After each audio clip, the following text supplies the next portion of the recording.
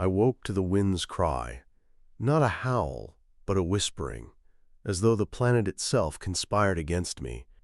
The sky, streaked with indigo and sulphurous yellow, loomed oppressive overhead.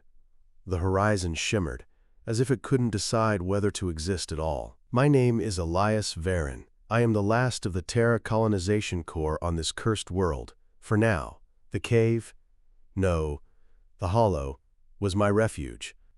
I'd stopped calling it a cave after the first week, when the walls began to glow faintly at night, pulsing like a heartbeat. I'd asked the glow what it wanted once, half mad from thirst, but the answer had been silence. Now the glow was just another part of the rhythm here, like the winds or the ever-shifting sands. I ran a finger along the edge of my broken communicator, my thumb brushing over the dent where Anastasia had carved her initials. My wife's voice still echoed in my head sometimes, though I hadn't heard her in... How long? I shook off the thought. Time wasn't linear here, not exactly. There was only survival, and the mystery that had been haunting me since the crash. When the ship had plummeted from the sky, I'd been alone in the cockpit, the rest of the crew scattered across the colony vessel. I'd blacked out upon impact, waking amidst the wreckage to find them gone, not dead, not vaporized, just gone. And carved into the hull of the ship, letters 3 feet high, was a single word I didn't recognize: Orchestron. The alien glyphs had shimmered faintly, even as I watched. They'd disappeared within hours, leaving no trace. Every day since, I'd searched for answers. What was Orchestron? Was it a warning, a name, or something else entirely? It felt alive in my thoughts, as though the word itself were burrowing into my mind. I hadn't spoken it aloud since the first time. Once had been enough. I stepped outside, the red soil crunching beneath my boots. In the distance, the spires of crystal forests refracted the sunlight into kaleidoscopic bursts.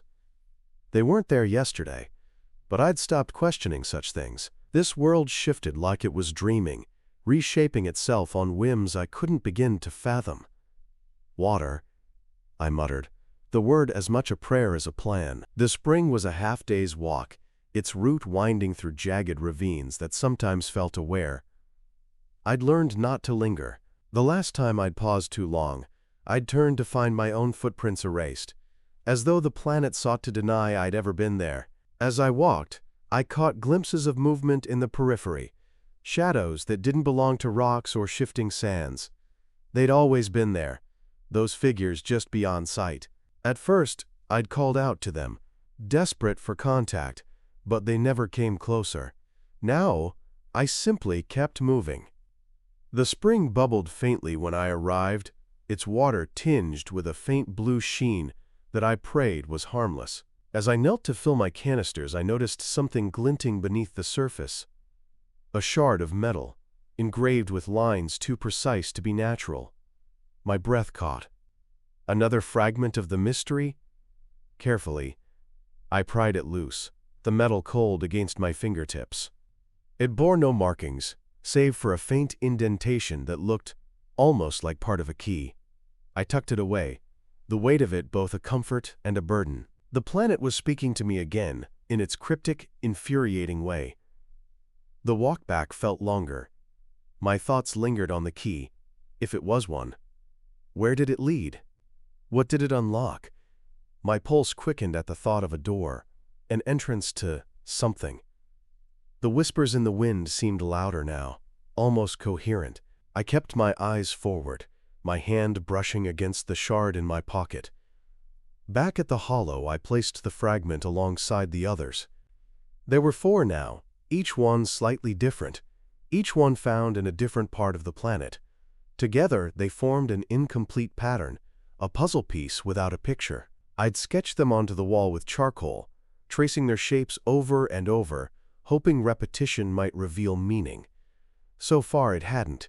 That night, as I stared at the faint glow of the walls, I heard something new, a low hum, resonating deep beneath the surface. It wasn't the wind, and it wasn't my imagination.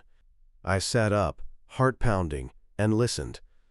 The hum was rhythmic, almost like machinery. I spoke aloud, the words barely more than a whisper. "Is it you?" No answer, just the hum, steady and unrelenting. But I knew, somehow, that it was tied to the shards. The planet was leading me somewhere, its clues maddeningly incomplete but undeniable. The next morning, I packed what little I could carry and set out toward the source of the hum. It wasn't a precise direction, more an instinct, a pull in my gut that guided my steps.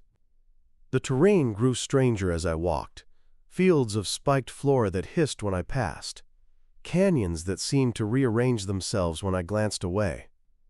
I stopped trying to map my route. The planet wouldn't allow it. By the third day, I reached the edge of a vast sinkhole, its depths shrouded in shadow. The hum was deafening here, vibrating through the soles of my boots.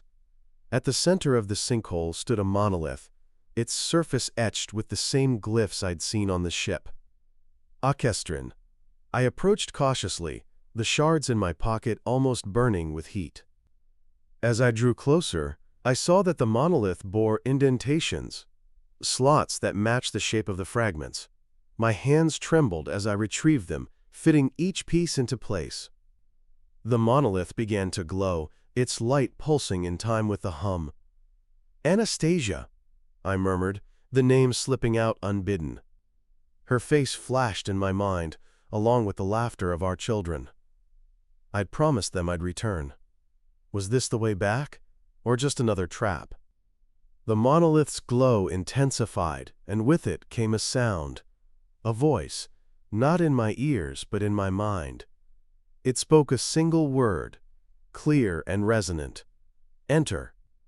The ground beneath me shifted, revealing a staircase descending into the sinkhole. My breath caught as I stared into the darkness below. This was it, the culmination of weeks, months, an eternity of searching. But what lay at the bottom? Salvation? Truth? Or something far worse? I took the first step, the air growing colder with each descent. Behind me, the monolith's light faded, leaving only the path ahead. Whatever awaited me below, it was the answer to the mystery of this world. The answer to Orchestrin. And perhaps, just perhaps, the way back to the family I'd left behind.